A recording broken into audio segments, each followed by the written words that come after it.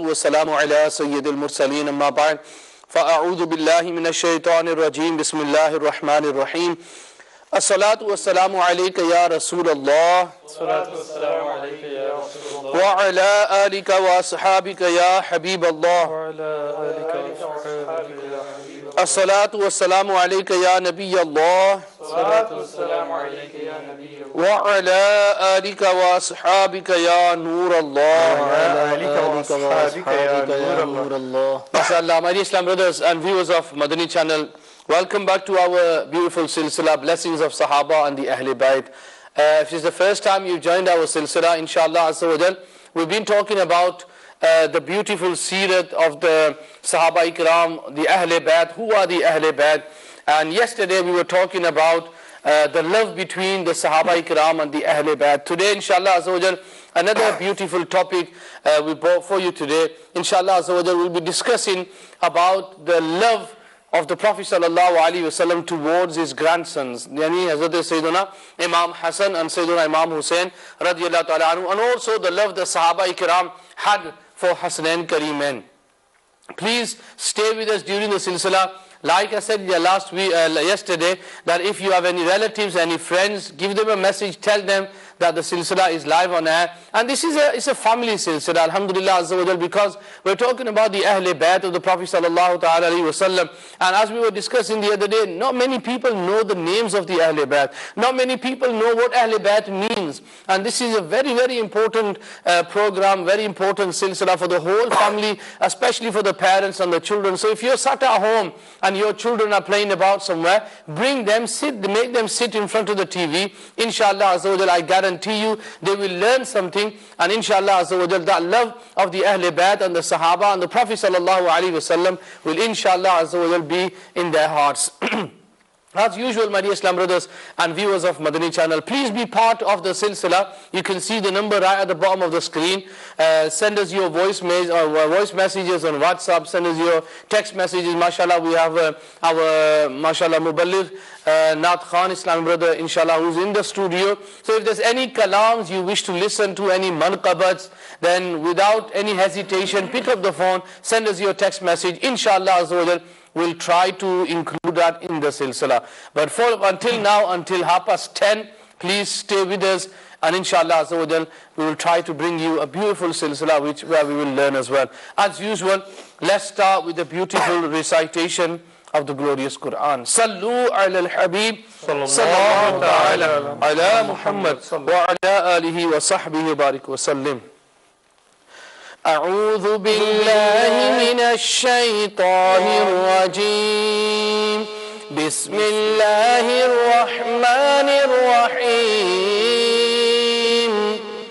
إنا فتحنا لك فتحا مبينا ليغفر لك الله ما تقدم من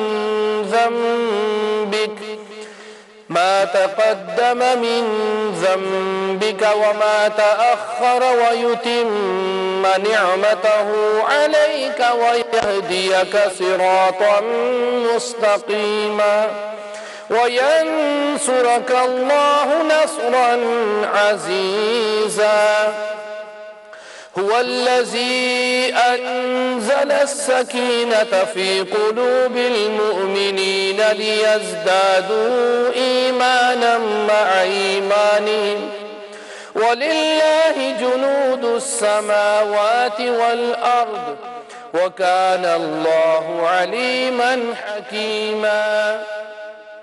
ليدخل المؤمنين والمؤمنات جنات تجري من تحتها الأنهار خالدين فيها ويكفر عنهم سيئاتهم وكان ذلك عند الله فوزا عظيما. آمنت بالله صدق الله العظيم. Inshallah azza wa jal, we're going to listen to a beautiful kalam. Again, my dear Islam brothers, let me reiterate this again. If you're with your family then please I request and urge you, just for a short while, leave everything that you are doing, sit in front of the TV, because it's a very beautiful subject we're going to learn today. So let's listen to the kalam first, and then inshallah we'll come to our main topic today. Ji Yasir bhai, mashallah. Sallallahu ta'ala ala Muhammad sallallahu alayhi wa sallam. انشاءاللہ عز و جل نعت شریف پڑھنے سے پہلے آئیے اچھی نیتیں کرتے ہیں کہ اللہ عز و جل کی رضا حاصل کرنے اور اس کے پیارے حبیب صلی اللہ تعالی علیہ وآلہ وسلم کی خوشنودی حاصل کرنے کے لیے انشاءاللہ عز و جل نعت شریف پڑھیں گے اور سنیں گے. میرے ساتھ درود پاک پڑھ لیجئے. صلی علی نبینا صلی علی محمد صلی علی شفیعنا صلی علی محمد. ہم بھی مدینے جائیں گے آج نہیں تو کل سہی. ہم بھی مدینے جائیں گے آج نہیں تو کل سہی.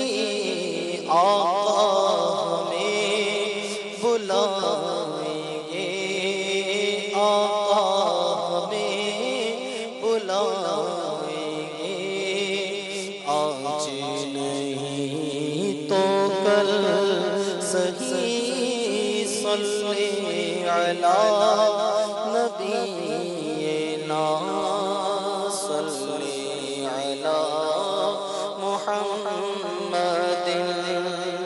خوف نہ رکھ رضا ذرا تو ہے عبد مصطفیٰ. خوف نہ رکھ رضا ذرا تو ہے عبد مصطفیٰ. تیرے لیے امان ہے تیرے لیے امان ہے تیرے لیے امان ہے. صلی علی نبینا صلی علی محمد. یا نبی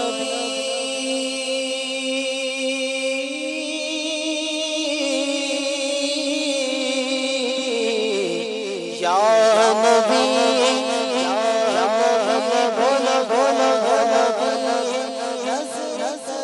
فرمانا اے حسنین کے نانا اے حسنین کے نانا اے حسنین کے نانا اے حسنین کے نانا. زہرا پاک کے صدقے میں ہم سب کو مدینے بلانا. اے حسنین کے نانا نانا اے حسنین کے نانا. زہرا کے بابا اے حسنین کے نانا. یا نبی مجھ کو مدینے میں بلانا بار بار. یا نبی مجھ کو مدینے میں بلانا بار بار بار بار آؤں مدینے میں بنے میرا مزار. بار بار آؤں مدینے میں بنے میرا مزار. آہ پلے زر نہیں رکھتے صبر سرور نہیں. تم بلا لو آقا تم بلا لو تم بلانے پر ہو قادر. یا نبی حسنین کے نانا اے حسنین کے نانا اے حسنین کے نانا اے حسنین نانا یا رسول اللہ تیرے چاہنے والوں کی خیر یا رسول اللہ تیرے چاہنے والوں کی خیر سب غلاموں کا بھلا ہو سب کریں طیبہ کی سیر کاش کے ہجر مدینہ مجھ کو رکھے بے قرار کاش کے ہجر مدینہ مجھ کو رکھے بے قرار چین ہی آئے نہ مجھ کو یاد طیبہ کے بغیر اے حسنین کے نانا اے حسنین کے نانا اے حسنین کے نانا اے حسنین کے نانا زہرا پاک کے زہرا پاک کے زہرا پاک کے صدقے میں ہم سب کو مدینے بلانا ہے حسنین کے نانا ہے حسنین کے نانا ہے حسنین کے نانا ہے کے نانا یا نبی اب تو مدینے میں مجھے بلوائیے یا نبی اب تو مدینے میں ہمیں بلوائیے ہو میسر باادب پھر آپ کی گلیوں کی سیر ہو میسر باادب پھر آپ کی گلیوں کی سیر کاش طیبہ میں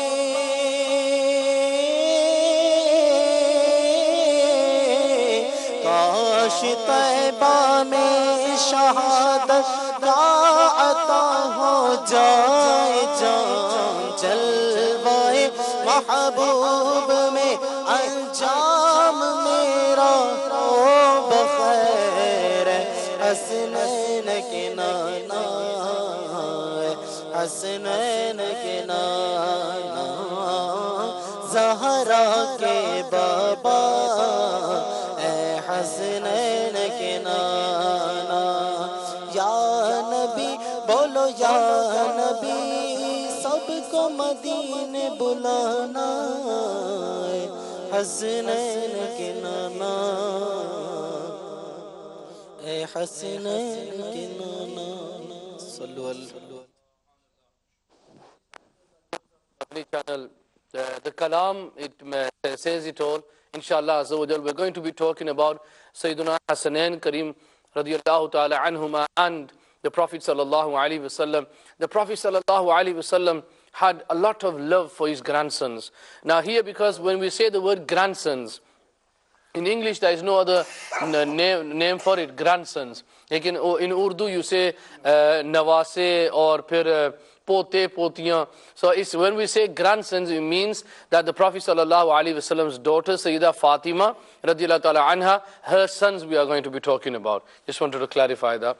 So inshallah azza wa jal, there's a very beautiful hadith of the Prophet sallallahu alaihi wasallam narrated by Hazrat Sayyiduna Anas bin Malik radiyallahu ta'ala anhu.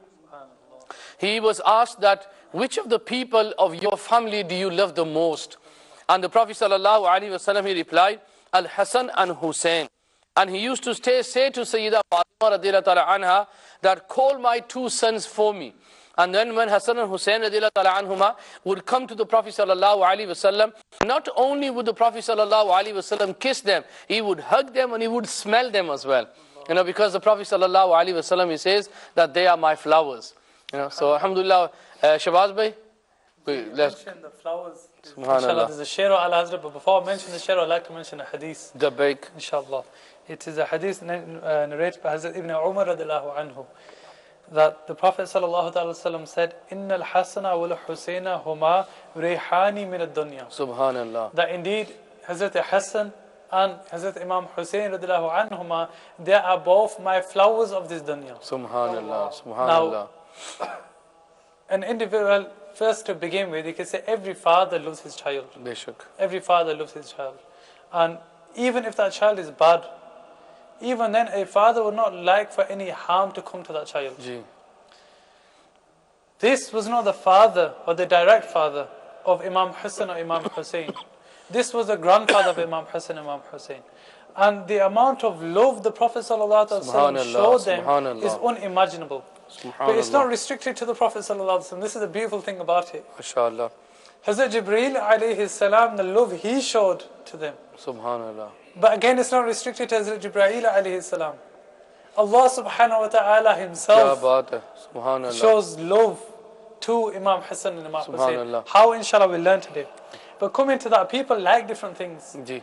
You know, especially flowers. Everyone loves flowers. Some people like roses, some carnations, some tulips, whatever it is. People like different types of flowers. Ji. The Prophet ﷺ, what was his flower or his flowers? They were Imam Hassan and Imam Hussain. Subhanallah. Allah Hazrat Rahmallah says, he says, "Kya baat raza, is chumnistan karam ki, zahra hai kali jisme Hussain or Hassan phool hai." Subhanallah. By Chamanistan, do you mean the garden? Chumnistan refers to a garden, or here you can say the Ahle Bayt. Subhanallah. Subhanallah. You can say it represents the Ahle Bayt or the orchard. Subhanallah.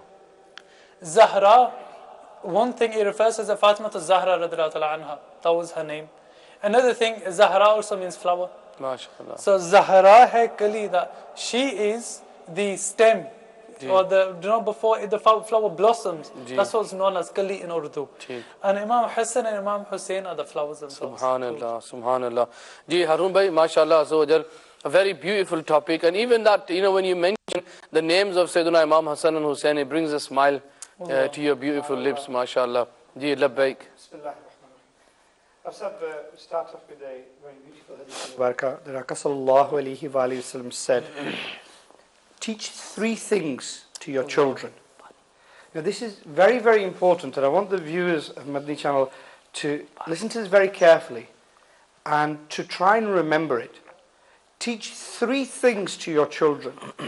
One, devotion to their blessed Nabi sallallahu alayhi wa sallam. The second, devotion to his Ahle Bayt. And three, recitation of the Holy Quran. Subhanallah. That hadith Mubarakah, Shahbaz Bhai, it sets the base not only for our iman but for our topic of today. It does. You see, the beautiful thing about that is the Prophet mentioned three things. The first one was the hubbu nabiyyikum, the love of the messenger. Then hubbi ahli bayt, the love of the ahli bayt. And then it was qira'atul Quran.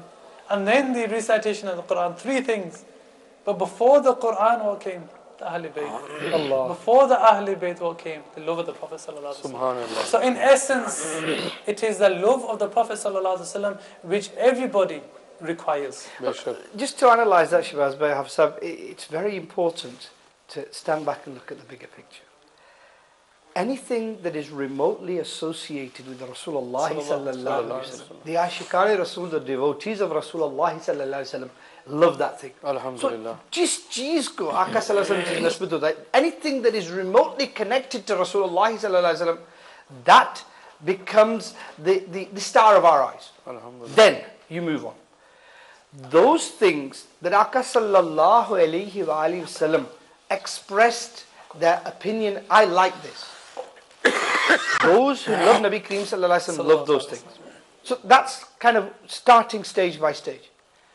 Then there are those actions which Aka Kareem sallallahu alaihi wasallam did, and those are the sunnats of Rasulullah sallallahu alaihi wasallam. And the more we love Aka sallallahu alaihi wasallam, the more we adopt them.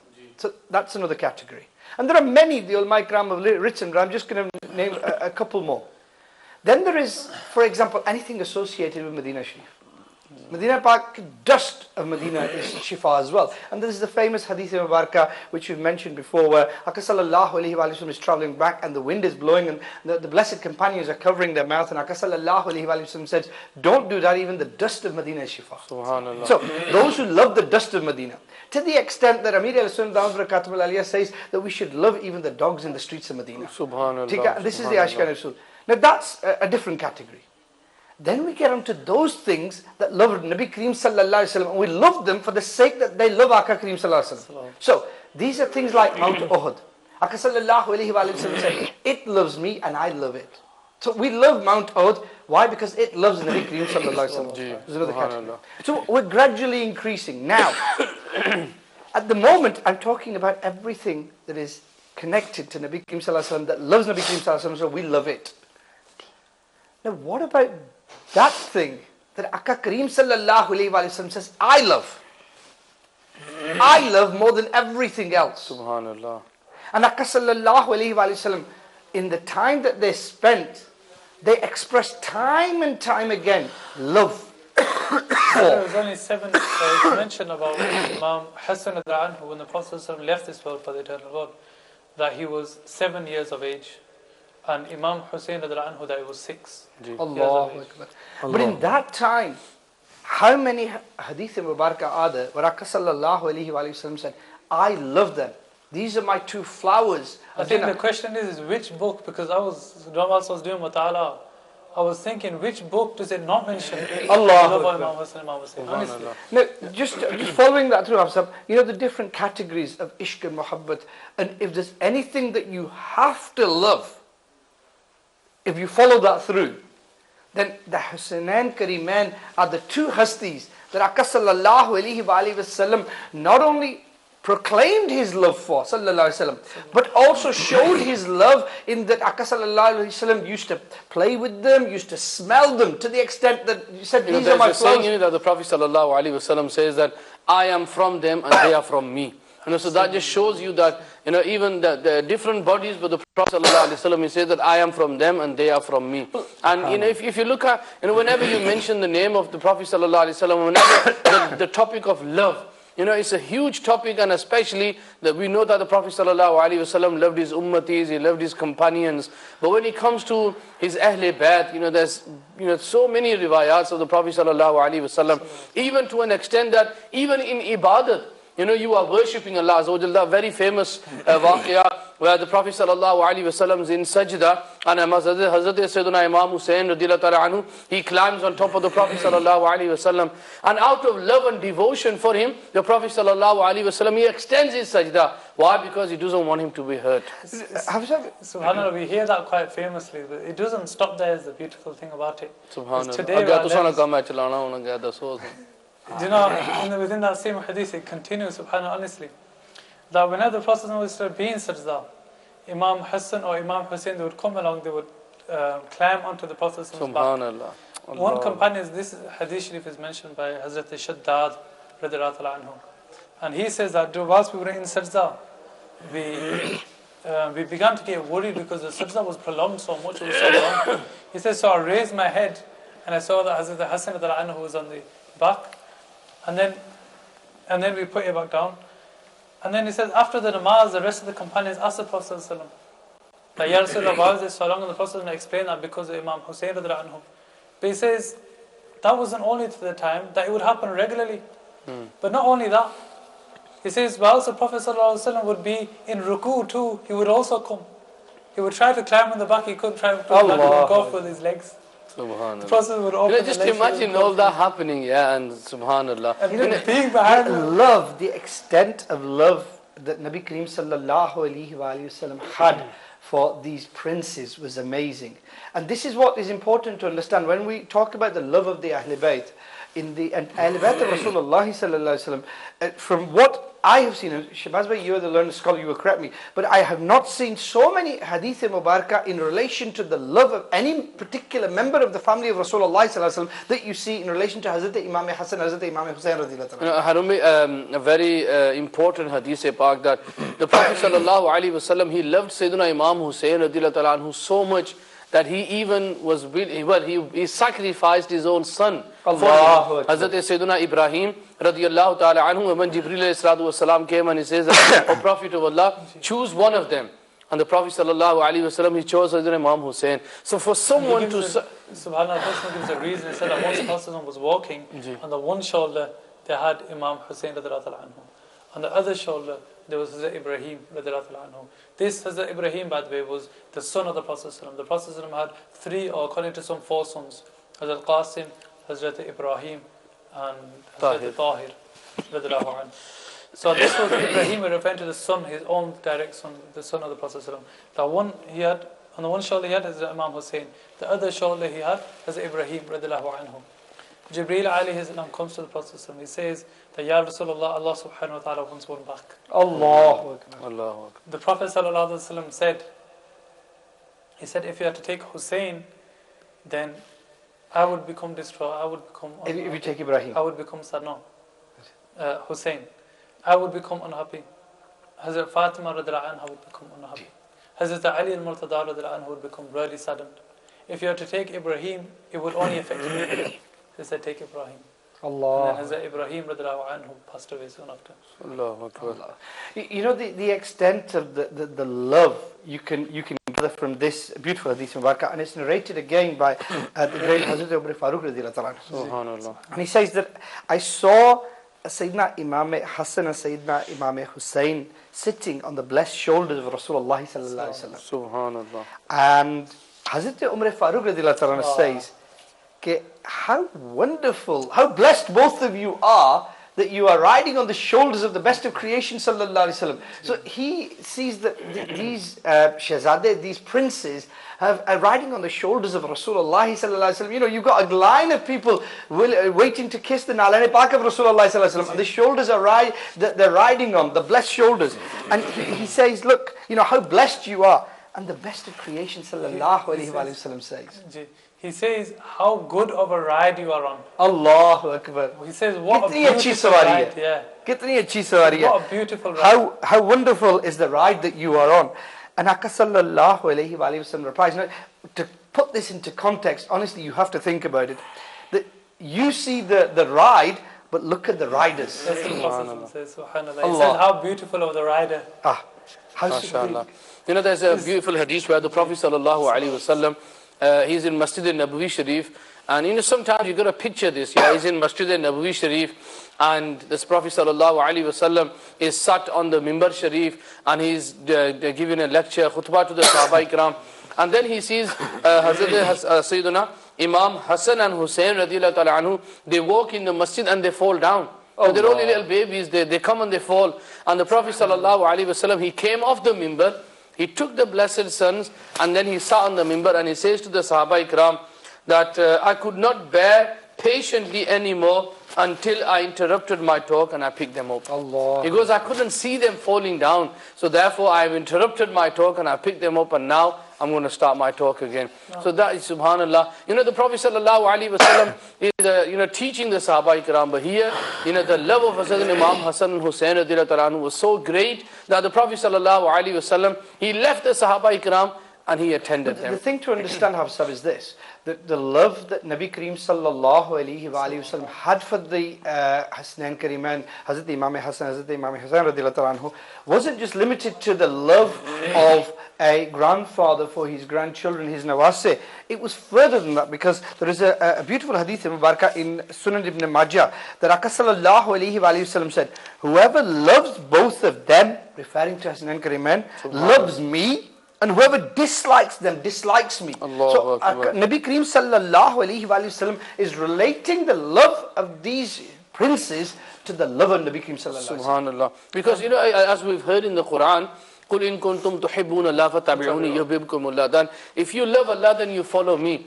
So where is the Prophet sallallahu alaihi wasallam? Who does he love? He loves Imam Hussein and Hassan and Hussein. So if we love Imam Hassan and Hussein, we are loving the Prophet sallallahu alaihi wasallam, and we are also loving Allah azza wa jal. I mentioned there's no restriction on Prophet, is also the Jibreel alayhi salam. Ji. Now, do not anybody who has children, or even if they have children in the house, may have nephews, they may have nieces. Everybody knows that when children are together, children are going to be doing something. Children, whether that's messing around, whether that's playing, or whether that's fighting. Children fight. They always fight. Once, the greatest of children fought in the Barricade, the Prophet ﷺ. Beautiful hadith mentioned, عن ابن عباس narrated by Ibn Abbas قال اتخذ الحسن والحسين. It wasn't normal fighting, it was grappling, wrestling, grappling. That they both began to grapple عند رسول الله صلى الله عليه وسلم in the court of the Prophet صلى الله عليه وسلم. فجعل يقول, the Prophet صلى الله عليه وسلم began to say, هيا يا حسن, خذ يا حسن. The Prophet ﷺ says to Hassan, encouraging him, Hassan, throw him, Hassan, quickly beat him. Allahu Akbar. As if Fatima Zahra radhiyallahu anha, the mother of the two, she's watching this and she's amazed. She's like, Ya Rasulullah, ta'ayyun al-kabir al-saghir. That, oh Messenger of Allah, you're encouraging the big one, you're supporting the bigger one out of the two. You meant to be supporting Imam Hussein radhiyallahu anhu. The Prophet ﷺ replied, the Prophet ﷺ says that, oh Fatima, yes, I am saying Hayya Hassan, quick Hassan, Khud Hassan, Hassan, beat him. But on the other hand, we have Jibreel alayhi salam who has come down. He's saying Khud Hussein, Khud Hussein. Oh Hussein. Subhanallah. MashaAllah, we've got a phone call that we need to go to, inshallah. Let's listen to the phone call and then inshallah we'll take it further. Ji, Huzur. MashaAllah, your program is going very well and we are enjoying, we are learning about Ahle Bayt and Sahaba Karam. Alhamdulillah Azza wa Jal. And we are enjoying your program. May Allah Azza wa Jal gives you barakah in hereafter, also in this dunya. Assalamu alaikum wa rahmatullahi wa barakatuh. Wa alaikum assalam wa rahmatullahi wa barakatuh. Jazakallah for your call. Allah Ta'ala give you barakah. And that's the first call, so inshallah Azza wa Jal, I hope we're going to get more of them. So please, not only encourage the brothers who are sat here, but also, participate in the topic as well. Maybe, you know a waqiyah, or you know something about Sayyidina Imam Hassan and Hussein, and you want to mention that on air as well. So inshallah Azza wa Jal, we can put that on air as well. I've got a message that I want to read out. Assalamu alaikum wa rahmatullahi wa barakatuh. Wa alaikum assalam wa rahmatullahi wa barakatuh. MashaAllah, I'm watching your silsila now, and I'm really enjoying it, especially the talks that you have been mentioning in the previous silsila. Please, can you ask the Naat Khan Islam brother to read the kalam? Kalam kya tha ji? Kalam tha, Kismat meri chamka diye Aaka. Ji, Hassan, by the time we get that, inshallah. Aap tayari farma le, inshallah, we'll come back to you. Shahbaz bhai mashallah mentioned that Hazrat Imam Hussein, Hazrat Imam Hassan were being encouraged by Nabi Kareem sallallahu alaihi wasallam on one side and Hazrat Jibreel Amin alayhi salam on the other side. There is a beautiful hadith of Barakah that Hazrat Sayyidina Huzaifa bin Yaman radiyallahu ta'ala anhu comes to the court of Rasulullah sallallahu alaihi wasallam with the intention that he's going to get the best of creation sallallahu alaihi wasallam to make dua for him and his mother. He prays Maghrib Salah behind Nabi Kareem sallallahu alaihi wasallam and then starts to follow Rasulullah sallallahu alaihi wasallam. Aka sallallahu alaihi wasallam says, "Who is that, Huzaifa?" And he humbly says, "Yes, Ya Rasulullah sallallahu alaihi wasallam, it is." And Aka sallallahu alaihi wasallam then prays for him, saying, "Allah Ta'ala forgive you and your mother." And just pausing there for a second, nowhere in the Hadith of Barakah does it say that Hazrat Huzaifa said, "Ya Rasulullah, can you pray for me and my mother?" But Aka sallallahu alaihi wasallam made the dua. And then Aka sallallahu alaihi wasallam said this: "There is an angel here who has never descended to earth before this night. He requested permission in the court of Allah Azza wa Jal to make salam to me and to give me some good news. That good news is this, that Hazrat Fatima radiyallahu ta'ala anha is the leader of the women of Jannah, paradise, and Hazrat Imam Hassan and Hazrat Imam Hussein radiyallahu ta'ala anha, the leaders of the youth of paradise." Subhanallah. Can you imagine the status of these amazing hastis? It is unbelievable. Unbelievable. There's no doubt about it. MashaAllah. Once No, it's alright, you can finish your... This is maybe long, so Yasir bhai, if you're ready, inshallah. Ji, Yasir bhai, MashaAllah. Kalam. صلوا على الحبيب صلى صلى الله الله على محمد وعلى آله وسلم. मेरी चमकाई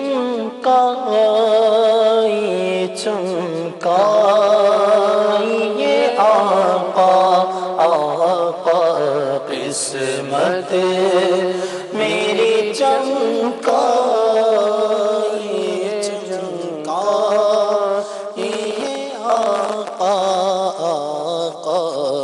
مجھ کو بھی در پاک پہ بلوا یہ آقا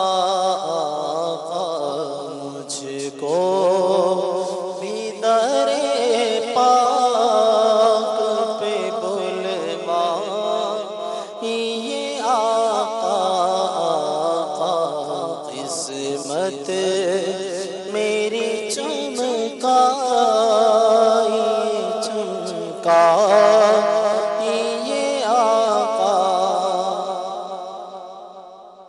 سینے میں ہو کعبہ تو بسے دل میں مدینہ سینے میں ہو کعبہ تو بسے دل میں مدینہ میں میری آپ سما جائیے آقا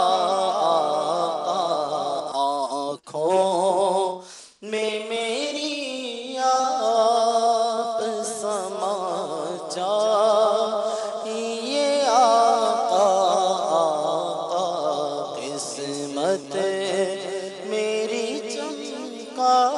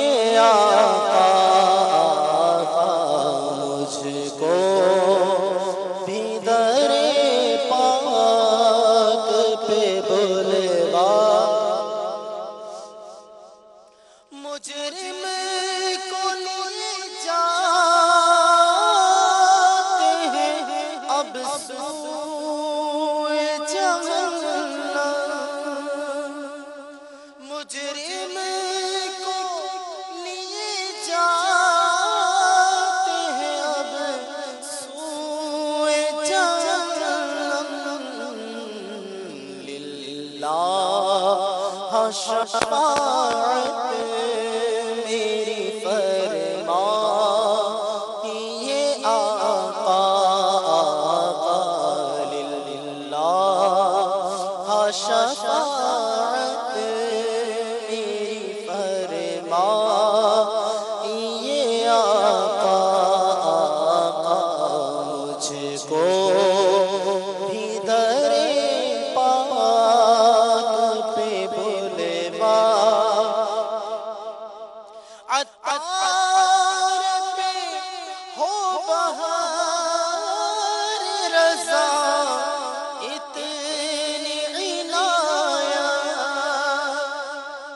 सगे अतार पे हो बहार रसा इतनी इनायत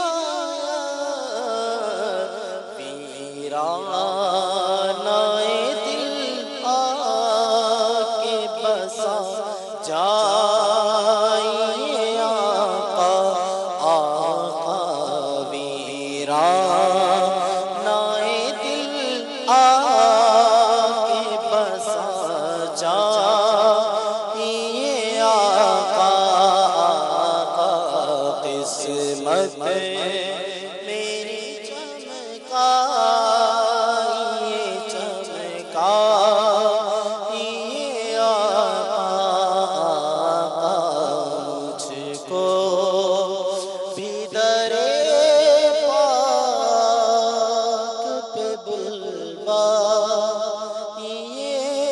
आका Subhanallah, MashaAllah Azza wa Jal. Ji Shabazz bhai, you were trying to say something.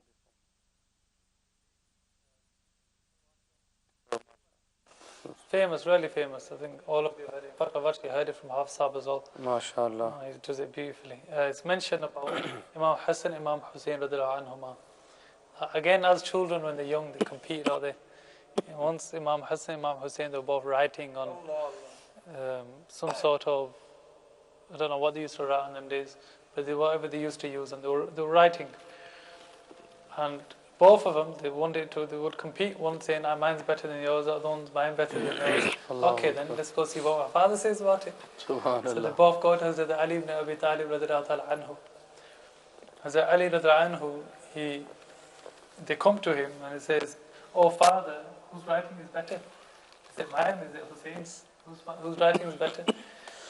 So Ali radiallahu anhu, looking at both writings and looking at both faces, Allahu Akbar. I'm to say one's is better than what's that I'm going to do? If I'm going to say, he's in a dilemma, he's confused, what should I do? What does he say? He says, go to your mother.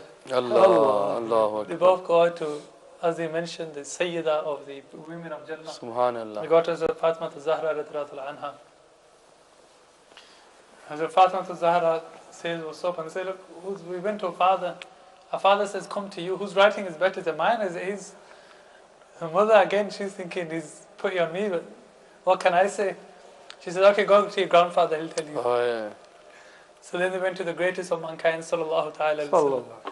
If Hazrat Ali radiallahu anhu couldn't upset one, Hazrat Fatima al-Zahra radiallahu anha could not accept one, and how could the Prophet sallallahu alaihi wasallam upset any of them? Allahu Akbar. Prophet sallallahu ta'ala said, Jibreel alayhi salam will give you the answer. Hazrat Jibreel alayhi salam, by the hukum of Allah subhanahu wa ta'ala, he comes down to the earth. And Hazrat Jibreel alayhi salam says to the Prophet sallallahu alaihi wasallam, he says that I have bought an apple from heaven, an apple from Jannah. And Allah subhanahu wa ta'ala has ordered me. He says at first that I myself cannot give the answer, Allah subhanahu wa ta'ala is going to give it. Allah subhanahu wa ta'ala has ordered that both of these two slates, you can say, both of these two slates be put side to side. And then that I drop the apple on top of them. And upon whichever one it remains, that one will be the better of the two. Subhanallah. So what happens is that Jibreel alayhi salam, he drops the apple. The apple, it doesn't fall onto the one, it doesn't fall onto the other, but it splits into half and falls into Allahu Akbar. Kya baat hai. Pyare Islam bhaiyo, alhamdulillah Azza wa Jal. You're watching our silsila, blessings of the Sahaba and Ahle Bayt. And inshallah Azza wa Jal, we're going to be with you until 10:30 tonight, inshallah Azza wa Jal. We are getting a few calls, but please try to increase the calls as well, because we want you to be part of this silsila as well. Maybe your children are listening at home, and try to give them the phone, let them record something, or even let the children mention a little waqia as well. That'll be great as well. So inshallah Azza wa Jal, we're talking about, our topic today is the love the Prophet sallallahu alaihi wasallam and the Sahaba had for Hazrat Sayyidina Imam Hassan and Hussein. Before we go on, Harun bhai, let's try to learn some lessons from it as well, because end of the day, why are we talking about this is because we are teaching ourselves, learning from the Prophet sallallahu alaihi wasallam and teaching how we implement, because we've got kids at home, we've mentioned so many waqiyas about love. How can we implement that in our lives? I've said there are two things that we can learn from this. There are many more Madani pearls, but the two main things that come to light is the love that Nabi Kareem sallallahu alayhi wa sallam had and showed for these princes. A lot of the time these days, we don't show that love and affection towards our children. And that's important to see. And there is a very beautiful waqia that Sayyidina Usama bin Zayd says that I came to the court of Nabi Kareem sallallahu alayhi wa sallam one night. I had some work, and Aka sallallahu alayhi wa sallam has a shawl over them, and it seems like Aka sallallahu alayhi wa sallam has got something in the shawl. So I explained what I wanted, and then as I was about to depart, Aka sallallahu alayhi wa sallam moves the shawl Mubarak back. And guess who was there? Sat on the laps was Hazrat Imam Hassan radiallahu ta'ala and Hazrat Imam Hussain radiallahu ta'ala. And you know, there is that famous hadith Mubarakah, Shibaz Bhai, where one of the companions said, Aka sallallahu alayhi wa sallam was kissing one of the blessed princes, I think, and somebody said, you kissed them? I've got 9 children, or to that effect, and you know, I've never kissed anybody. And Aka sallallahu alayhi wa sallam said, what am I to do if Allah Azza wa Jalla hasn't put mercy in your heart? Words to that effect. Now, this is the first thing. One of the lessons we learn is we need to give our children love and affection. But at the same time, if you look at the way that Aka Kareem sallallahu alayhi wa sallam did the tarbiyat of Hasnain Kareemain, Shahbaz Bhai mentioned 6 or 7 years. But those 6 or 7 years meant that the upbringing that they had was amazing. Now, and it continued after that. But you know, you had. And the other point that I wanted to make, Shahbaz Bhai, is this. It was very simple, that you had a Sahabi of Aka Kareem sallallahu alayhi wa sallam, who in the state of Iman has looked at the beautiful face of Nabi Kareem sallallahu alayhi wa sallam once, has changed his life, and he has set out and changed the lives of millions. Can you imagine the status of the Shahzadeh who spent 6 or 7 years in the company of Rasulullah sallallahu alayhi wa sallam? There's 2 things I'd like to mention. One, firstly, you mentioned about the Hazrat Hassan radiallahu anhu being 7 years old, Hazrat Hussain radiallahu anhu being 6 years old, when the Prophet ﷺ left this world. Now, after the Prophet ﷺ, Hazrat Fatima al-Zahra, their mother, she only remained alive another 6 months. After that, she also left the world. So mainly it was their father who brought them up. Now, you asked the question, now, what do we learn from these?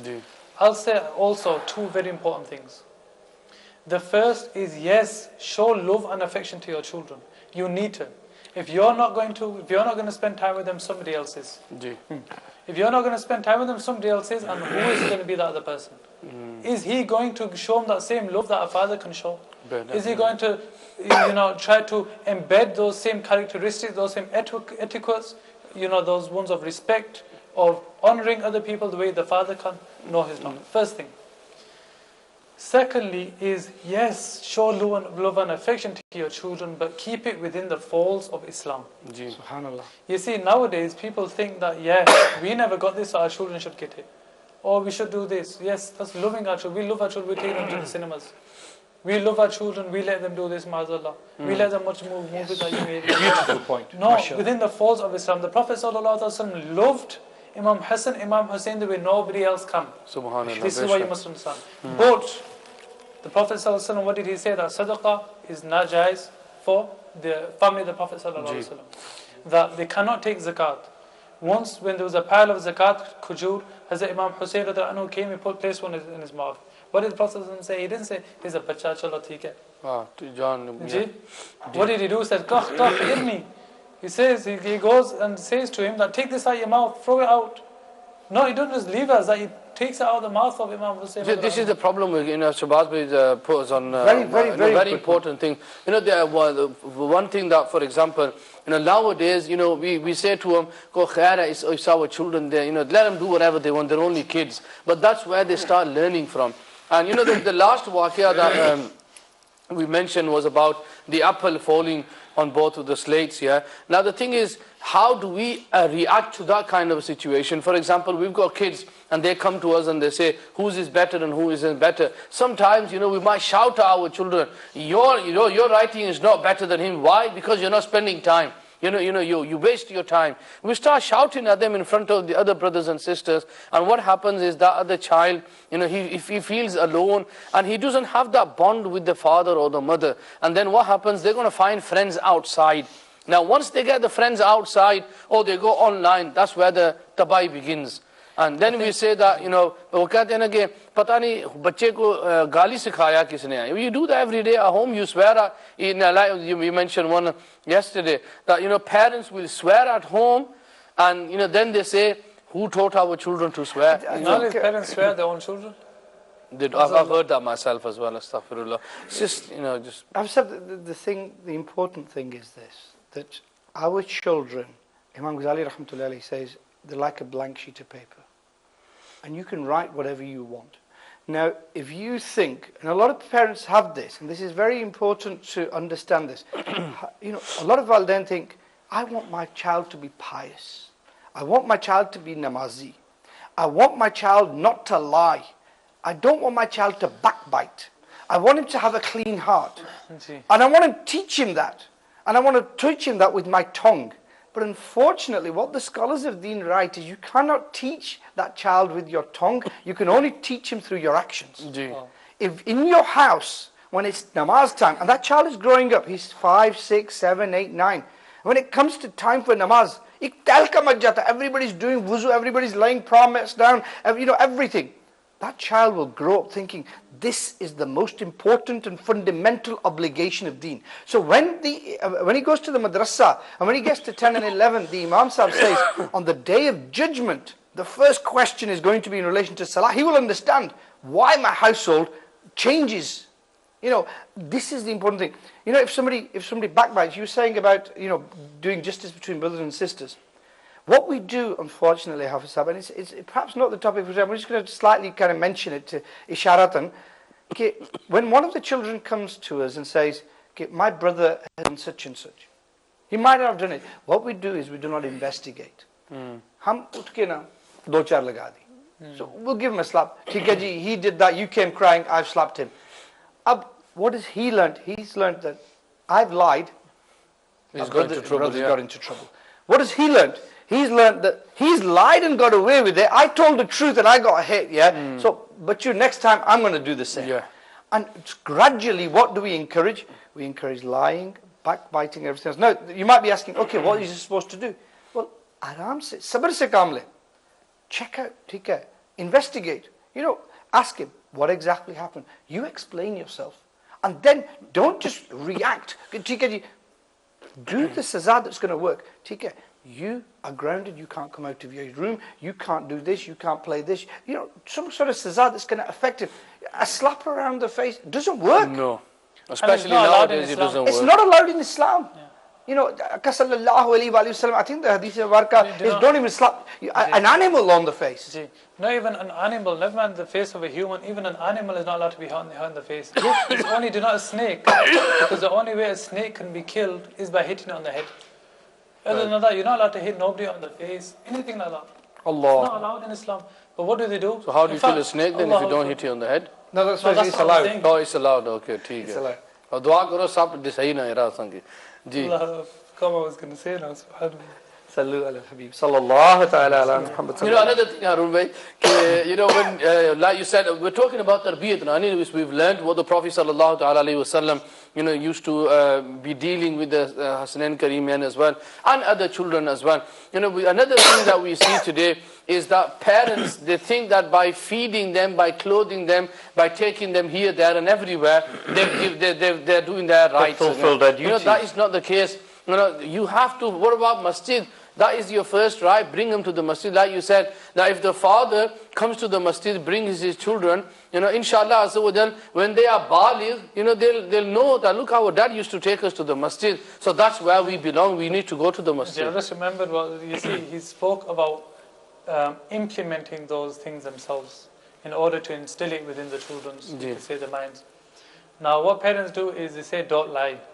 This is what they say, don't lie. But when let's just say comes the teacher, to the door, tell him dad's not in. Tell him, exactly. Somebody's calling, it's not here. Or when you go to the school, just tell him this happened. I was reading something, Shabazz, but what the scholar was saying was, actually, if you do that, where you tell the child one thing, Hafiz Sahib, but your actions don't, the child grows up to hate you. Why? Because he thinks my dad is a hypocrite. He's saying something to me and he's doing something else. And actually inside, the child won't express it, but inside the child starts to hate you because he thinks, hang on a minute, this guy is a hypocrite. I remember, because we related to the madrasa, we had an incident where a child came to the masjid, and you could see that as soon as he came in and he felt there's a problem today with this guy. What is the problem? He's not reading his sabak, he's just put his head down. And we called him and we said, Putar, what's the problem? He goes, my dad always keeps blaming me, my little brother and sister, they always get away with things. And he said, why, what happened? He goes, well, yesterday they broke the glass and they blamed it on me, and my dad came and slapped me. Right, you're grounded, get into your room now. And like you said, F in this, and istamazallah, he starts swearing at his own child. Allah. And now what's happened is that child has gone upstairs thinking, I didn't even do anything, but still I got slapped. I've been grounded, I can't do this, I can't do that. Now, that's going to affect his studies as well. If that guy has come to the madrasa, he was like that all day, probably at school as well. So what is he going to learn? And then, there's self-confidence, you can't build that. Well, the other important thing that we can take from the Hadith Mubarakah that we've learned today is this, that Akas Kareem sallallahu alayhi wa sallam did the tarbiyat of Hazrat Imam Ali Maqam radiyallahu ta'ala anhu from a very early age. And then Hazrat Fatima radiyallahu ta'ala anha and Hazrat Mawla. Now, the effect of that was that it started early and the grounding was amazing to achieve the great results. What we think, and this is a great fallacy, Shabazz Bhai, that people they misunderstand and they kid themselves. Samajhte ki bachche ki tarbiyat starts at 12, 13, 14. Because aksar what they say is, bada ho jayega to theek ho jayega. The problem is, what you're missing out on is that tarbiyat starts straight away. Some scholars say that it starts right from the beginning. And you should treat your children with the respect and care that they deserve right from the beginning. And when they're at that age where, even 5, 6, 7, that is very early stages. But whatever you write on that piece of paper at that early stage will stick with him for the rest of his life. Those children, and this is where sometimes the parents, they get over emotional rather than understand. If between 5 and 12, the child is in your care, and you can basically ask it to do whatever you want. They don't back chat to you. They will listen to you. Now, during those ages, you can make that child into anything you want. Anything you want. Lekin aapko mehnat karni hai. Don't work 16 hours. Work 10. Spend 1 hour a day with him. But make him whatever you want. You can make him a scholar of the deen, you can make him a namazi, you can make him a reciter of the Quran, you can make his talawat, you can make him a naat khan, you can make him whatever you want. But you have to pay attention to him. The problem we have is this. When we give the child time, we want to give him child time when he's 13, 14, 15 and 16. But unfortunately, at that age, he's not your child no more. He's not your child. That's beautifully said. He's not your child. He now doesn't want to be associated with you. He wanted to be associated with you when he was 5, 6, 7, 8, 9, 10, 11, 12. Now he wants to be with his mates. You had a timeline, you had a window to form his character, to give him the basic characteristics of life. You've missed that opportunity. Now he's going to learn what his mates teach him. Another thing, Harun Bhai, is you mentioned about the children's, because we never gave time to them. Another thing that comes into mind is, like I mentioned before, sometimes we think that because we are buying, if they want something, we give up to them. Buy that. And I'm shocked sometimes to see little kids playing about with mobile phones, and kids with their own mobile phone, not their parents' mobile phone, their own mobile phone.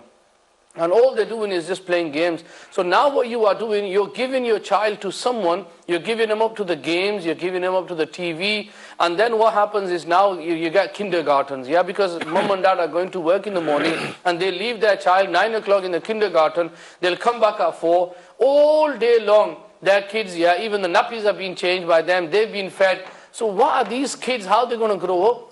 Where are the relatives should be.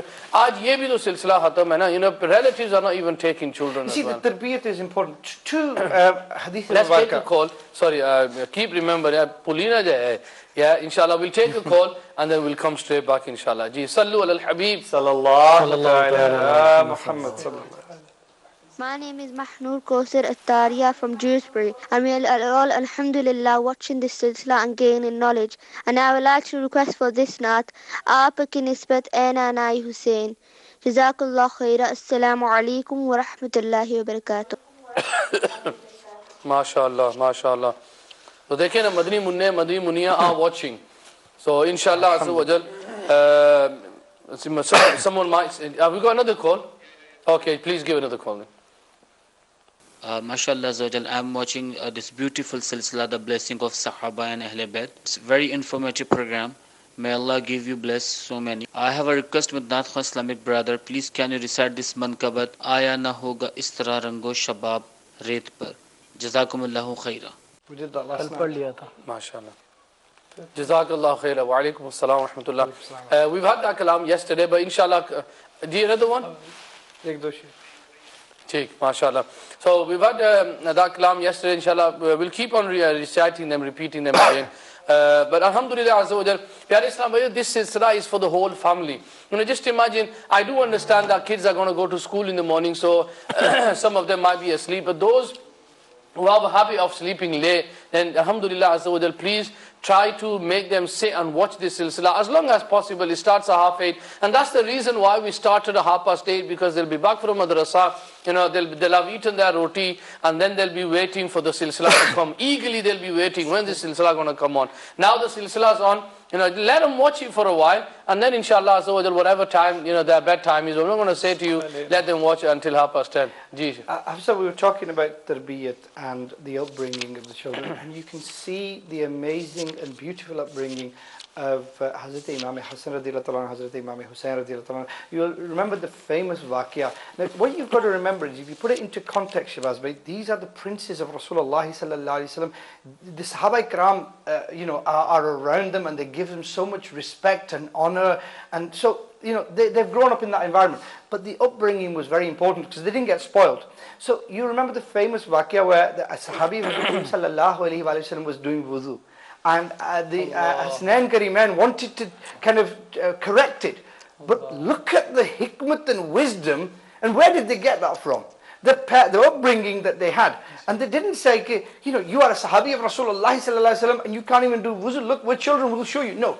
They said, Hazrat, could you mind if you checked our wuzu? And they sat down and they performed wuzu. And the Sahabi, the great illustrious companions, the stars of Rasulullah sallallahu alaihi wasallam, he realized straight away what was happening, and he said, "Your wuzu is perfect, but inshallah I will improve mine as well." Now that's one. The second waqia that brings out the character of Hazrat Imam Ali radiallahu anhu. Hazrat Ali radiallahu anhu in Medina set up a trust, and you will know about that used to deliver food to the poor and grain. And in the night, somebody used to take food on their own shoulders and go and deliver it. And that somebody was none other than the great Hazrat Imam Hussain radiallahu anhu. Subhanallah. This was the character. He's the prince. Everybody gives him so much respect. But at night, he is delivering food to the poor. This was the character that he was given. This was the amazing upbringing he was given. We mentioned, sorry, are you going to say something? Yeah, we mentioned about one thing, that children have got a phone. We got a message from one of the viewers. Assalamu alaikum rahmatullahi wa barakatuh. My daughter is saying that my whole school have an iPhone. Why can't I have a phone? Please, can you help us to deal with this situation? So we've told, हमने बताया ना कि look, kids have got phones today. But what is the solution? What solution can we give to the parents? My kids, they don't have a phone. It's not that I can't afford one, it's because they don't need one. And I know they don't need one yet. But that's the prime question. Do they need one? If yes, why do they need it? So if you can cater for that, meaning if they need to call their parents during school, which they don't need to, why? No, they go school. Because they have the phone, teachers. So if the teachers need to contact their parents, they're able to do that. The only other option is that because they want to call their friends, or because they want to watch things on their phone or play games on their phone. Now, if you've sent them to school, what have you sent them to school for? And if they're going to go to school with phones, then are they going to be able to fulfill that purpose? And so many times I've teachers, because some, alhamdulillah, we regularly go to schools and they say, look, we've confiscated these phones that parents have given them, but we don't know why. I'm going to be kind of straight with this, We went to school. You call a spade, don't you? No. Let's be honest. Let's not kid ourselves. Let's be honest. We went to school in this country. We didn't have phones. No. Did we ever have a situation where we desperately needed a phone? You know, some parents kid themselves. Oh, mere bachche ko phone chahiye, he You can needs say in it. your time, you can say, no, I'm not trying to say, you know, subhanallah, but in your days, you didn't get phones, so, you know. The word, see, Tika, phones weren't as prevalent as they are now. I accept that. No, But, you know, we went through schools, universities, colleges, and everything else, yeah? I remember when I was in university, I had no phone. And, you know, people were saying, you haven't got a phone. I didn't need one. And now, children are going to school and taking phones with them, and parents are saying they need them. This is the problem. You know, one person said to me, he said, my kids, whatever they ask for, I give it. I make sure I don't let my kids cry. Right? This is what he said. You know what I said? I said, you're not letting your kids cry, but they will make you cry one day. That's absolutely true. very But you important mentioned, point. I need them. This is, you could say, the problem, because we think we need something when we say to ourselves we need it. We say we need a phone. That makes us psychologically think that, yeah, we need a phone. If your parents are going to say to you, you need a phone, then how can a child, no one else nothing can, is yeah, going to need definitely. it. Yeah? What they need to understand that, if that phone was to be removed from them, and they were able to subsist without it, they were able to go about without it, and then they learn that, no, we don't need a phone. The other thing is, we don't teach our basically, children. you know, I want to address the person who did send that message, that the first thing is that, you know, ask yourself and ask your child, do you need the phone? There's one more thing. Ji. That do not a child, you could give him candy, you can give him, you know, these sugary sweets and things. But are you going to say to your child that them sweets are good for you? You're going to say that the sweets are not good for you. You say this to children. You say too much sweets are not good for you. Now, at that time, the child does not understand. Is he going to understand how sweets are not good for you? He's not going to. When he becomes older, if you allow him to have sweets throughout his life and he gets diabetes, then what's going to happen? He's going to blame you, isn't he? Why? Because as your father, it's your duty to make sure that he's not eating too much sweets, for example. Now, similarly, the phone. The phone, right now, the child does not understand. If you remove that phone from him, when he's going to be older, he's going to thank you, inshallah. I mean, the most simple misal is, if your child says today, I want to light a fire in my bedroom. I want to play with fire. Yeah. I want to play with fire, or I want a knife. Yeah. You're going to say, well, don't be stupid. The knife can injure you, or you can't play with fire in your bedroom because it can burn the whole house down. Yeah. Now, an internet, and a tablet, or a phone in the privacy of the bedroom with an internet connection, we say we've got broadband and I'm paying this much a month, that will set fire to you. So what it comes down to is, don't give your child everything he asks for. No? Another Islam. Sorry, my Ikram, do say that sometimes they may ask for something which you can provide, and there's no harm in providing it, but you should still say no, so that it teaches the child that they can't have everything they want. Inshallah, we need to get back to our main topic, but because we need to learn Islam, whatever we know we've heard. And Islam brothers send a message that my daughter asked for a phone, and I said that you don't need one till 16 or 17 maybe. And he goes that she doesn't ask anymore. And it's all about, you know, I think making the zen. Like you said, Harun, if your son comes up to your daughter and says, Dad, I need a phone, you're going to say, no, you don't need a phone. I don't think that's an answer. Because what's going to happen is they're going to think, wait, Abba can use it. Dad doesn't want me to get a phone. Yeah, and then he's going to say, well, everyone else has got a phone. You know, the problem is that, for example, I know it's a very big challenge for me. Because, you know, if my family, myself, I haven't got a phone for my kids. But what about my other relatives? Maybe if their children have got phones, that's going to put a really heavy burden on me, because they're going to say, look, our dad's given us a phone. Why does your dad do not give a phone? So we need to really make their mindset, this is why you don't need a phone. I've got another solution. You know, a lot of the time the excuse that people use is, if I have to call in an emergency, I have to call you, and I have to call that. Yeah, if that's the true position, you can still get the old style phones, which are not the smartphones, and you can dial a number and you can talk to get one of them. Good message, yeah. Give them a simple phone that just dials, and not only that, yeah, but put that minimum amount of credit on, so it's a pay as you go.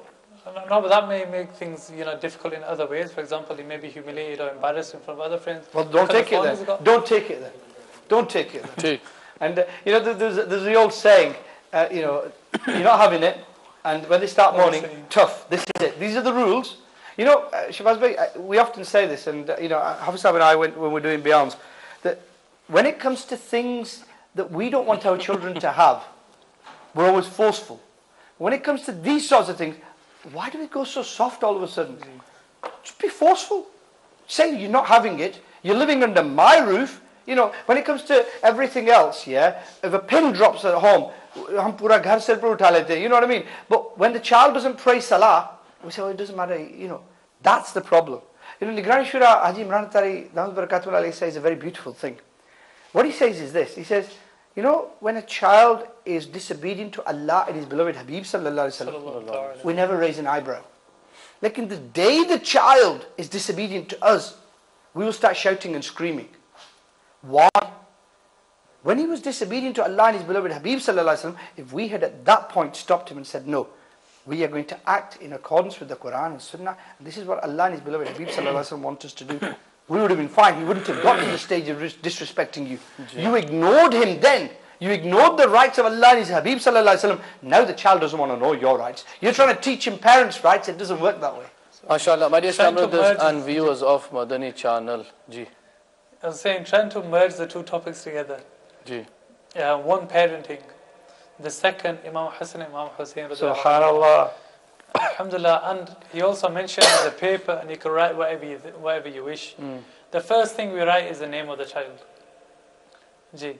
Who named Imam Hassan, Imam Hussein radiallahu anhuma? How did they get this name? Is that a question for the viewers or? You could make it a question for the viewers. Chalo, ye bhi kar lete. That's a question for the viewers, ji.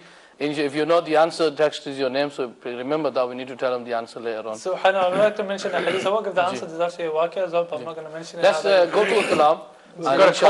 Before we finish the topic, a hadith of the Prophet. Mention that in Allah Ta'ala, hajab asma al-Hasani wal-Husayni hatta sammahuma an-Nabiy sallallahu alayhi wa Allahu Akbar, subhanallah. In fact, I've just realized that the answer is in there, so I'm not going to translate that either. Subhanallah. Ji, Yasir bhai, mashallah, kalam. صلوا على الحبيب Sallallahu ta'ala ala Muhammad. आपकी निस्बत ऐ नाना हुसैन आपकी निस्बत ऐ नाना हुसैन है बड़ी दौलत ऐ नाना हुसैन है बड़ी दौलत ऐ नाना हुसैन आपकी निस्बत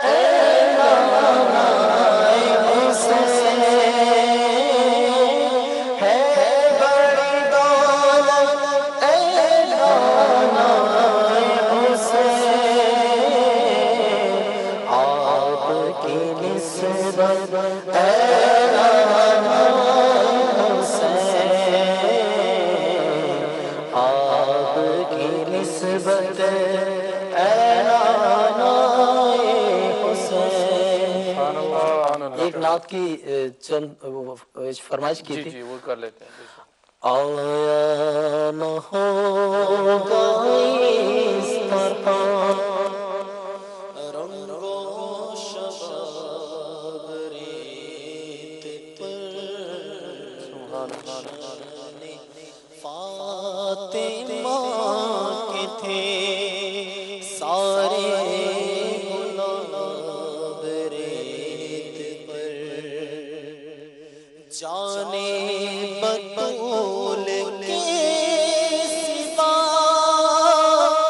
کوئی نہیں کھلا سکا جانے بطول کے سوا کوئی نہیں کھلا سکا جانے بطول کے سوا کوئی نہیں کھلا سکا قطرہ آب کے بغیر اتنے گلاب ریت پر اور جتنے سوال عشق نے آلے رسول سے کیے جتنے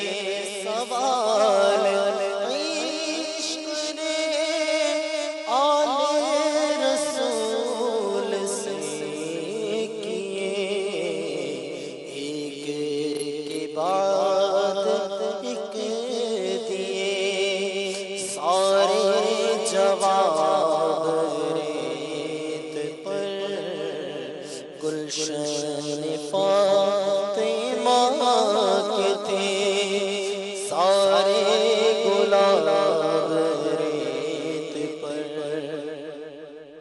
اور آل نبی کا کام تھا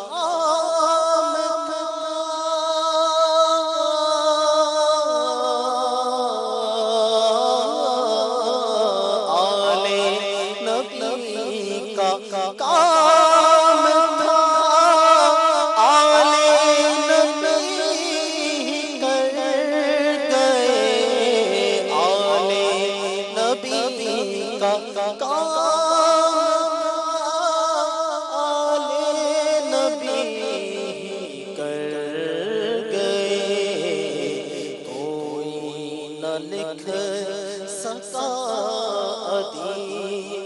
ایسی کتاب ریت پر کوئی نہ لکھ سکا ایسی کتاب ریت پر آیا نہ ہوگا اس طرح رنگ و شباب ریت پر گلشن فاطمہ کے تھے سارے گلاب ریت پر. سبحان اللہ. پیارے اسلام بھائیو, الحمدللہ عز و جل, a beautiful topic today we're discussing about the Prophet sallallahu alaihi wasallam and the Sahaba, how much love they had, and even we included the angels as well. There's a very beautiful waqia that has been written that once Hazrat Sayyiduna Imam Hassan and Imam Hussain radiallahu ta'ala anhu, they go out, and it's been a long time they haven't come back home, and Sayyidah Fatima radiallahu ta'ala anha is now getting worried, where have the children gone? So she thinks maybe that they've gone to the Prophet sallallahu alaihi wasallam. So she goes to the Prophet sallallahu alaihi wasallam's house and she says that, O Prophet of Allah, are Hassan and Hussain with you? And the Prophet sallallahu alaihi wasallam, he says that, no, they're not with me. And she says that I'm quite worried now because I don't know where they've gone and they're not at your place. Where are they? And then Hazrat Jibreel alayhi salatu wasalam, he comes to the Prophet sallallahu alaihi wasallam and he says that, "O Prophet of Allah, don't worry about them. Hassan and Hussein are in such a place and Allah Ta'ala has appointed an angel who is taking care of them." And he says that Hazrat Fatima radhiyallahu anha and the Prophet sallallahu alaihi wasallam, they go to that place and they see that both of the princes, they are asleep. And he says that an angel has his wings over them. And the Prophet ﷺ, he carries both of them on their shoulders and he takes them back home. You know, subhanallah azza wa jal, that even Allah Ta'ala has so much love for these princes that mashallah, and our angel has been appointed over them. Mashallah. You know, like, again, children, they cry, and the Prophet ﷺ could not bear for Imam Hassan Allahu Akbar. to cry. He said that once the Prophet ﷺ was walking through some sort of valley, and from the way this hadith is mentioned, it seems as if it was a time of famine, or a time where there wasn't much water or anything like that. The Prophet ﷺ was walking through a valley and they hear crying. And subhanallah, the greatest of mankind sallallahu ta'ala recognized that this is none other than Imam Hassan, Imam Hussein radiallahu anhuma. So they quickly rushed to Imam Hassan, Imam Hussein radiallahu anhuma, and they asked us if Fatima Zahra radiallahu anha is there. They say that, why are they crying, O Fatima? The Fatima Zahra radiallahu anha, she says, they are crying because they require some water to drink. Allahu Akbar. There's no water. The Prophet ﷺ then asked, is there any water from the companions? And the companions say that we don't have no water. So there wasn't much water at that time. So then what does the Prophet ﷺ do? He always knows how, a person who knows his child knows how to make that child happy. It shows again good parenting. Indeed. The Prophet ﷺ takes one, hugs the child, and then it said he places his blessed lu'ab in his mouth. Allahu Akbar. It's also mentioned that he takes his tongue and he licks his blessed tongue. Subhanallah. Subhanallah. And then that child no longer needs any water. Allahu Akbar. And it does the same to the other child. What about even the animals as well? Have you finished the work? Yeah? You could go on. No, but if you finished that, I could... It's also mentioned that the Prophet ﷺ, he would, Imam Abu Hurairah radiallahu anhu mentions this, that, you know, like a child, he always wants to get up. The Prophet ﷺ had, I think it was Imam Hussein radiallahu anhu in both hands. And Imam Hussein's blessed feet were on the blessed feet of the Prophet ﷺ. The Prophet didn't just stand there, he was walking with Imam Hussein's feet on his own feet. I don't know if you've ever done this.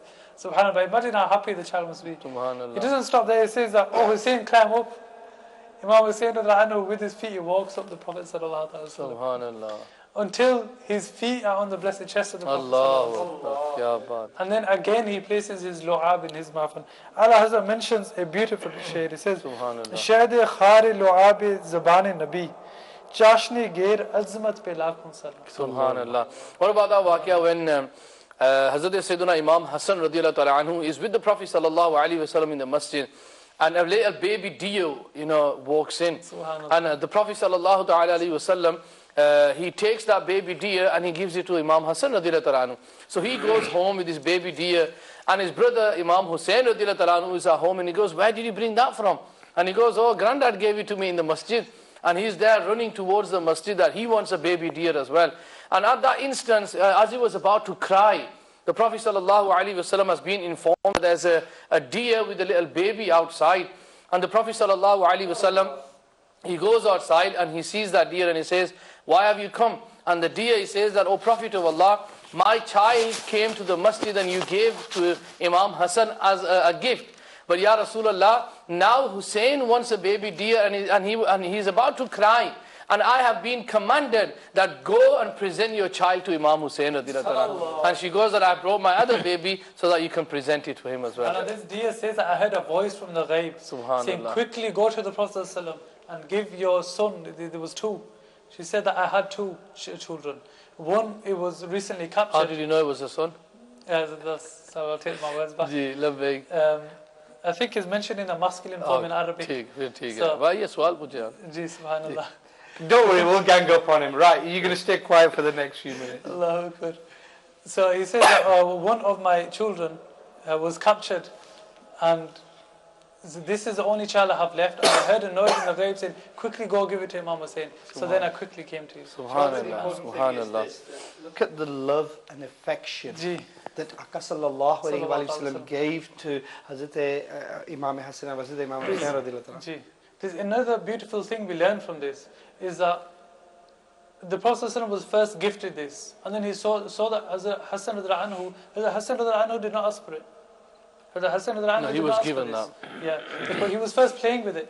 As a child plays, he was playing with it, and this was actually a deer. And then the Prophet ﷺ gave it to him. Okay, so he didn't ask for it, but the Prophet ﷺ gave it to him. Now when Imam Hussain radiyallahu anhu came, Hazrat Imam Hussain radiyallahu anhu, he asked. Why did he ask? Because his brother had it. The Prophet ﷺ did not give it to him. The Prophet ﷺ was first, well, he didn't have one. The Prophet ﷺ was trying to calm him down. This is what it says in the hadith. So the Prophet ﷺ was trying to calm him down. And then when Allah subhanahu wa ta'ala saw that he's about to cry, then Allah subhanahu wa ta'ala sent it. So we learn that you don't always give them everything like we said. You see, it's an important point, Afzab, that Shibab makes there, because you fulfill some of their desires, you be fair, don't go overboard. See, a lot of Islamic brothers and viewers of Madani channel will be thinking right now that we've given a lot of Madani pearls in relation to how to bring up a child, but practically, how do you do it? So, Amir al-Sunnah Barakatuh gives us some practical tips, and then I'm going to mention the main thing. First of all, you fulfill their fair desires, and be balanced. Don't go overboard. Moderation. Then, instill in them good habits and listen to them. Even if you're not going to carry out what they want, at least give them the dignity of listening to them. That way the child knows that at least I can speak to my parents. A lot of parents don't.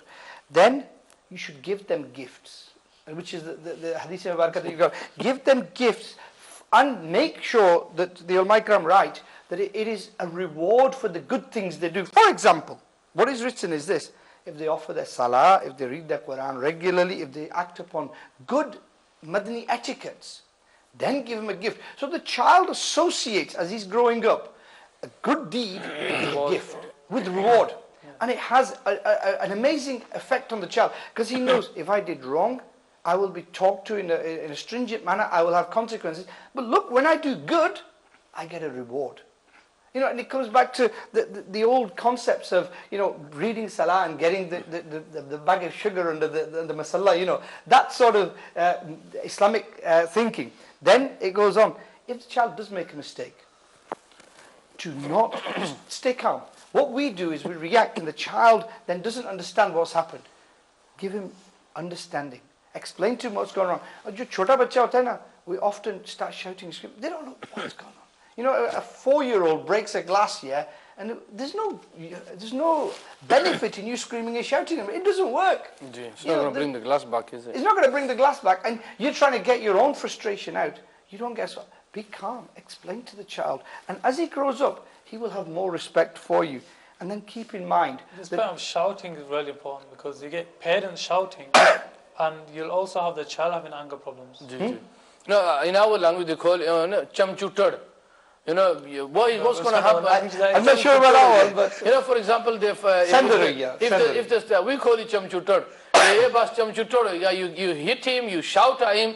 All he's going to do is, we used to be in the madrasa, when we were in our younger days, and we used to get hit from the Qadi Sahaba. And one of the child, he used to be, every time. So it doesn't matter. Maar khao, thodi deri baad dard ho, si theek ho jaisa. So he's not going to give up. So again, a beautiful point that you need to explain to the kids what they've done wrong. Hamds, a lot of viewers of Madani channel and a lot of brothers will be thinking, okay, you've given us all these things that are ideal, but it's not easy to achieve them. And alhamdulillah rabbil alameen, this is where we can help, because in the beautiful environment of Dawat Islami, there is a Madani mahal, there's a Madani environment. And you might be thinking, how do I get that Madani environment? Well, if you take your children to the Thursday Ijtimas, if you take your daughters from the age of 5, 6, 7, 8, and the mother of your children takes them to the sisters Ijtimas, and does it regularly, every week, they listen to the bayans, they get the mahal, then you travel in the Madani Kaflas with your son, regularly, he will pick up the good habit. He will pick up the beautiful etiquette that Akka sallallahu alayhi wa sallam taught. If you want your children to be like and follow in the footsteps of Hazrat Imam Ali Maqam, Hazrat Imam Hussain radiyallahu ta'ala anhu, and you think, well, I might not be able to teach him. Let the beautiful environment of Dawat Islami teach him. There is, the madrasas, alhamdulillah rabbil alamin, Madani channel. Try and set to your children, okay, you have to watch Madani channel every day, even if it's, X amount of time, even if it's 19 minutes. Harumi question, we've tried everything. They don't listen, man. We're fed up with them. What do you do now? Bring him to the ijtimas. Wo to kar sakte hain. Ji. But they don't come. Like you said, that tarbiyat would have been from beginning, innit? Yeah. Now if they're 13, 14 years old, how can you bring them to the ijtima? The only solution to that is now, if you've not fulfilled what you should have done your duties, and the child is past that age, he's 15, 16, he doesn't listen to you anymore. The only way that you can change it is khud badle. Khud badle and make dua for him regularly. You come into the beautiful environment of Dawat Islami, you pray your namaz, you become, act upon the sunnahs of Rasulullah, and then subah sham, pray for him. Like you said, very important is that you got to be a role model for them. You got to lead the way. It's no good saying, "Mare putre ki lijao kafle par." It's akal sahao. Yeah, and what does the father need to know? He needs to know a lot of things as well. But it's always, take my son, Marco time, I'm too busy at work. No, but they've already put you on the defense. We often get this where people, here's my son, and you think, I'll introduce myself and I'll get to know him. And before you've done anything, Walid Sahab has already ditched him. He's like this, he's like this, he's like this, he does this, he does that. In the Kamma, and Bichara, he's so embarrassed now, he's embarrassed to even talk to you or open up to you. I think this is a very, very important point, to be honest. It's a brilliant question. Hamds does that occasionally. I do get brilliant questions sometimes. Take my child. This happens regularly. Now, another big problem which we face is parents telling their child, Maulvi Marsiya. The Maulvi is going to hit you. I've had this for some time. A lot of the times. I've got an Imam Ashrif on. And you get women, this is when I was in Pakistan. And this is what, I went to a market and this is what the woman said to her child, that the Maulvi is there. So if they're going to fear them, how can you expect for that child to go them for tarbiyat? How can you expect that? So first big problem is do not make your children fear them. Secondly, do not make them fear nothing which is associated to the religion. They should be enjoying it. This is the problem. And nowadays we seek enjoyment in everything. Why can they not enjoy the religion? Who said they cannot enjoy it? There's one other point that's very, very important there from what you've mentioned. A lot of the time in our households as well, this is ghibat at its extreme, but we backbite the imam or the teachers from the masajid. Now the effect that has on the child is really, you cannot estimate it, because the child starts to dislike the very source from which that child is going to gain knowledge of the deen of Rasulullah sallallahu alaihi wasallam. Now, bachpan se agar if in his mind, this person in the masjid with a Dari Sharif and an Imam Sharif is almost the worst person that you can find. All his life he's going to grow up to hate the things that he should be loving. So be very careful. No matter what happens, never, never, never in front of your child mention anything bad either about the masajid or the imams or the teachers. Do never do it, because you are throwing your children into a pit. Because these are the people, when it comes to the birth of the child, Maulvi Sahib ki bloji azan hai. When it comes to the Akika, it's Imam Sahib. When it comes to Jummah, it's Imam Sahib. When it comes to Nikah, it's Imam Sahib. When it comes to Janaza, it's Imam Sahib. Everything in our lives evolves around Imam Sahib. But then that hasti that is central to our lives, we are corrupting our child's belief in that hasti. Why? We should be honoring and respecting these people and teaching our children that these, out of all the people you're going to meet, these are the most important people. Why? Because they're going to teach you the deen of Rasulullah. MashaAllah. Pyare Islam bhayo, alhamdulillah azza wa jal.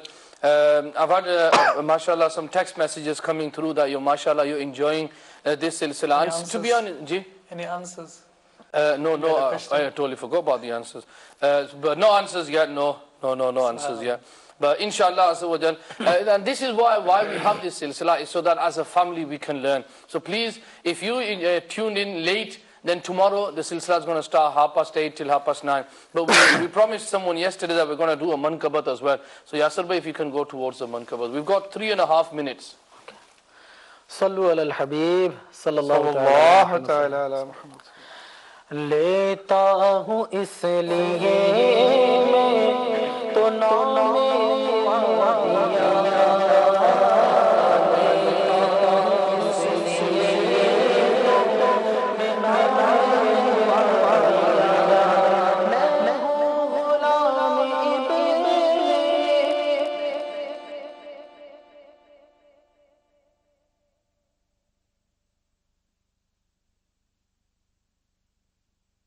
ہوں اس لیے تو میں نام معاویہ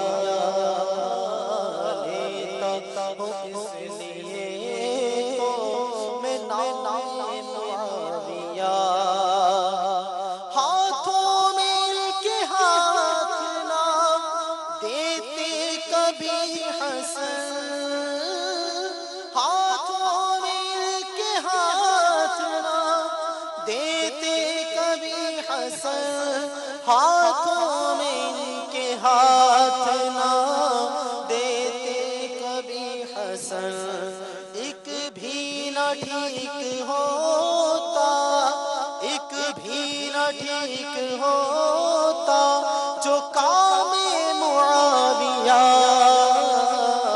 لیتا ہوں، اس لیے تو میں نام معاویہ لیتا ہوں، اس لیے تو میں نام نکلی ہے ان کی مدحہ زبان حضور سے، نکلی ہے ان کی مدحہ زبان حضور سے، نکلی ہے ان کی مدحہ زبان حضور سے، ہے کس قدر بلند، ہے کس قدر بلند مقام معاویہ لیتا ہوں، اس لیے تو میں نام معاویہ لیتا ہوں، اس لیے تو میں نام معاویہ، یہ ہے رضا کا فیض کے راشد کے ہاتھ میں، یہ ہے رضا کا فیض کے ہم سب کے ہاتھ میں، یہ ہے رضا کا فیض کے ہم سب کے ہاتھ میں، حب علی کی میں ہے، حب علی کی میں ہے اور جام معاویہ لیتا ہوں، اس لیے میں تو نام معاویہ لیتا ہوں، اس لیے تو میں نام معاویہ، میں ہوں غلام ابن، میں ہوں غلام ابن غلام معاویہ لیتا ہوں، اس لیے تو میں نام معاویہ.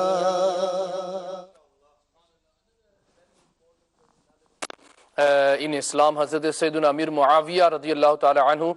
And I was reading Shahbaz Bey that Hazrat Amir Muawiyah radiallahu ta'ala anhu, when he was the Khalifa, he used to send so many gifts to the Sayyids, especially Hazrat Sayyidina Imam Hassan radiallahu ta'ala anhu, because his Khilafat was in Damascus in Syria, but he used to send gifts to Medina to Hazrat Sayyidina Imam Hassan radiallahu ta'ala anhu, Imam Hussain. So that was his love towards, mashallah, the princes. We've only got a couple of minutes left. We'll start from the right side. Last few words, and then we can close the chapter.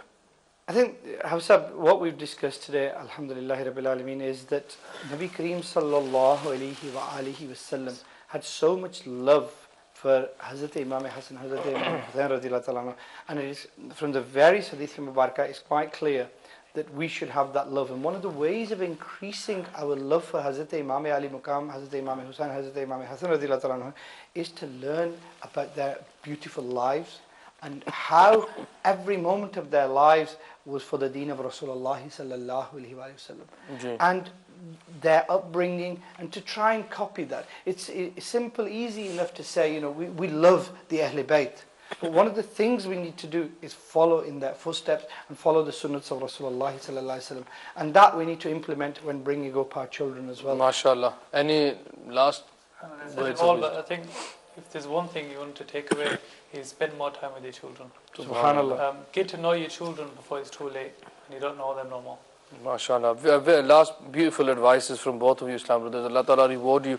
And may Allah Ta'ala keep our children safe and keep their iman safe as well. And give us all death in Medina with shahadat, with iman wa afiyat, inshallah. And Pyare Islam bhaiyo, alhamdulillah azza wa jal, a very beautiful and important topic. And the messages that I've been getting was that, the Islam brothers, and viewers of Madani channel liked, especially the parenting side, because at the end of the day, we're not just going to talk about the lives and not learn from them. And alhamdulillah azza wa jal, tomorrow, we're going to be talking about the life of Hazrat Sayyidina Imam Hassan Mujtaba radiyallahu ta'ala anhu. So tomorrow we're going to be learning about the lives, his taqwa, his ibadat, his conduct, alhamdulillah, and how he grew up. And please, I request you tomorrow, when we start the topic, 8:30, inshallah, we should start our silsila. Have your children with you, inshallah, they learn a lot from the life of Sayyidina Imam Hassan, radiyallahu ta'ala anhu. From all of us in the studio, please take care of yourself. And mashallah, tomorrow will be work, will be school. But please remember the topic that we are discussing, and inshallah try to implement them. Sallu ala al-habib. Sallallahu ala Muhammad.